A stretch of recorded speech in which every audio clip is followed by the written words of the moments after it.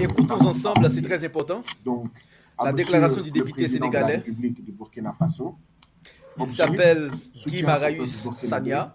Il a et apporté au à ses, vêtement son soutien à au ses capitaine dirigeants. Ibrahim Traoré. Mon cher Écoutons.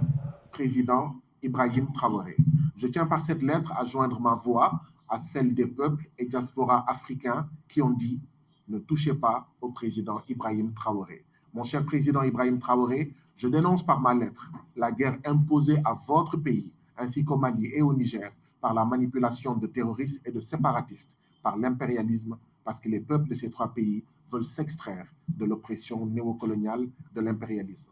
Par cette lettre, mon cher président Ibrahim Traoré, je dis que je fais la différence entre des militaires manipulés par l'impérialisme contre leur peuple et des militaires qui font aboutir la mobilisation des peuples contre des régimes néocoloniaux.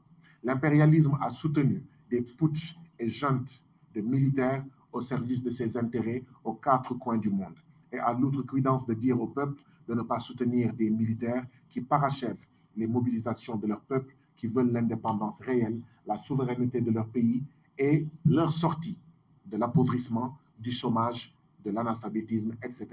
Ce fut le cas du camarade Thomas Sankara, précurseur africain du prolongement des luttes populaires par la fraction militaire du peuple burkinabé.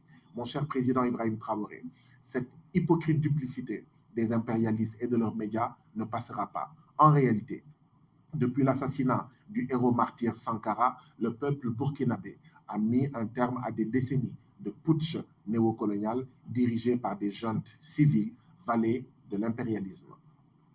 Mon cher président Ibrahim Traoré, je conclus ma lettre que j'espère pouvoir terminer devant vous un de ces jours en formulant mes vœux de victoire de la seconde phase de libération anti-néocoloniale africaine en cours au Burkina Faso comme au Mali, au Niger et au Sénégal. Mes prières et mes encouragements accompagnent le brave peuple du pays des hommes intègres, Guy Marius Sagna, africain du Sénégal. Bravo, c'est une très belle lettre. Le 13 mai 2025, Guy Marius Sagna, député sénégalais et militant anticolonialiste, a exprimé son soutien au peuple burkinabé et au président Ibrahim Traoré. Il a affirmé la nécessité de résister au néocolonialisme en Afrique de l'Ouest. Lors d'une déclaration à Dakar, Sagna a dénoncé l'impérialisme qui maintient les pays africains sous contrôle, tout en rappelant l'héritage de Thomas Sankara et l'importance d'une souveraineté africaine face aux puissances internationales.